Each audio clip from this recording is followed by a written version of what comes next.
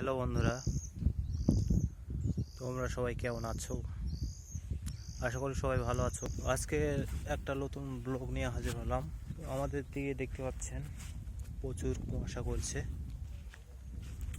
এবং ঠান্ডা খুব একটা নেই, তবে কুয়াশায় চারদিকে ঘিরে ফেলেছে এবং এই কুয়াশায় আমাদের গ্রাম্য জীবন কিছুটা মানে কাজ আর কি থমকে গিয়েছে। এই মাঠে এক সময় ধানে পরিপূর্ণ ছিল গোটা মাঠ, আর এখন দেখছেন গোটা মাঠ ফাঁকা। যে ক্ষেতের মধ্যে নাড়াগুলো মানুষগুলো কেটে নিয়ে গেছে। তো দেখতে পাচ্ছেন বন্ধুরা, আমার পিছনে একটি সরিষার ক্ষেত এবং দেখতে পাচ্ছেন সরিষা গাছে কি সুন্দর ফুল ফুটেছে। দেখতে পাচ্ছেন কত সুন্দর। এখন এই সময় মানুষ কত যে সরষের ক্ষেতে এসে ছবি তুলবে, কত রকমের পোজ দিবে, স্টাইল করবে আর ছবি তুলবে। দেখতে পাচ্ছেন কত সুন্দর ফুল সরষের, খুব সুন্দর লাগছে। দেখতে পাচ্ছেন কত সুন্দর লাগছে ফুলগুলো। এই যে দেখেন ফুলগুলো কত সুন্দর লাগছে।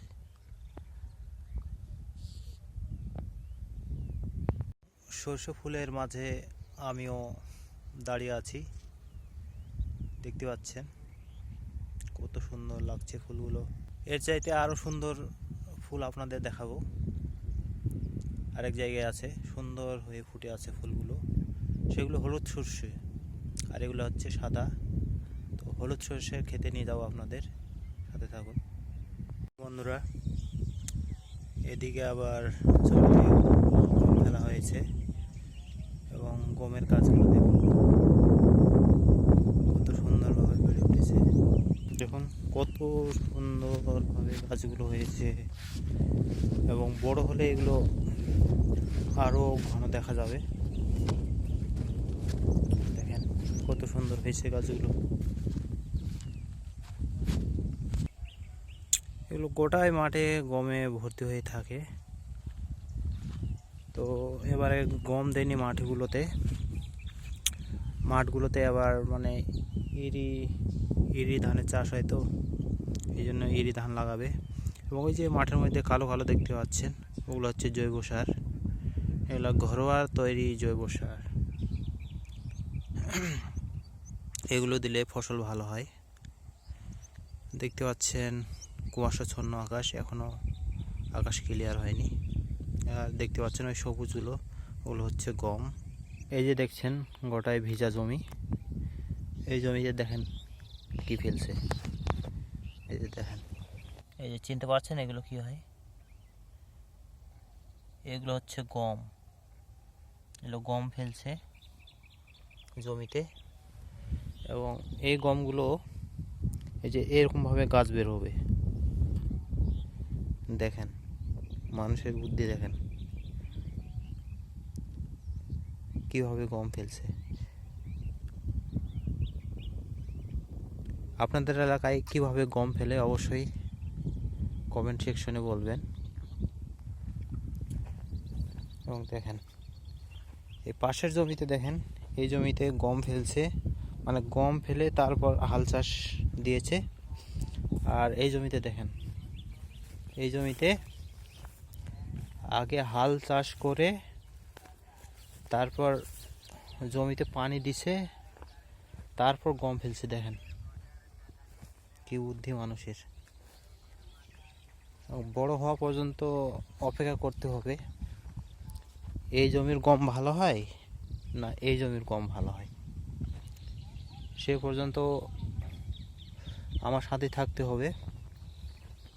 যদি ফেসবুক থেকে দেখে থাকেন অবশ্যই ফেসবুক পেজটি ফলো দিবেন এবং যদি ইউটিউব থেকে দেখে থাকেন অবশ্যই ইউটিউব চ্যানেলটি সাবস্ক্রাইব করে সাথে থাকবেন।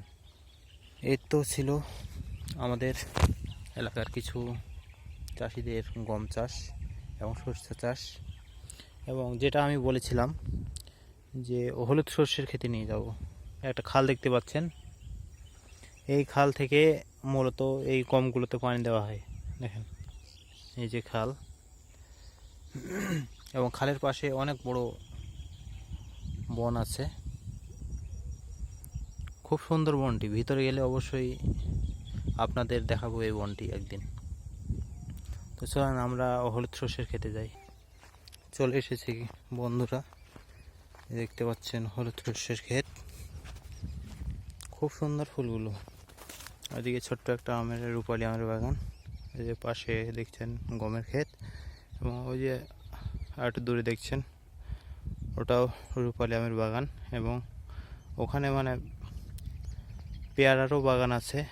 তারপর আমরুপালি, আশিনা, গোপালভোগ, মানে বিভিন্ন প্রকারের মিশ্র জাতের আম আছে ওখানে। ছবি তুললে খুব সুন্দর লাগবে এখানে, খুব সুন্দর। তারপর ওই যে দূরে আর একটা দেখা যাচ্ছে, ওই যে কালো কালো একটা রূপালী আমের বাগান দেখা যাচ্ছে।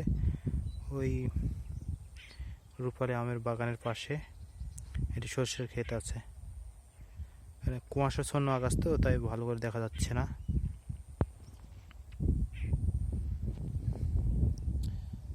তো এটাই আমাদের গ্রাম্য জীবনের ফসল।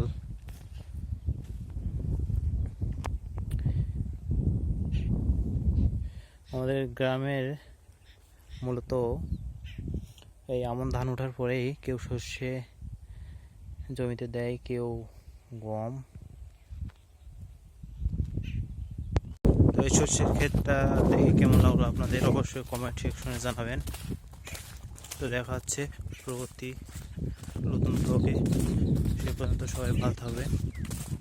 সবাইকে ধন্যবাদ শেষ পর্যন্ত থাকার জন্য।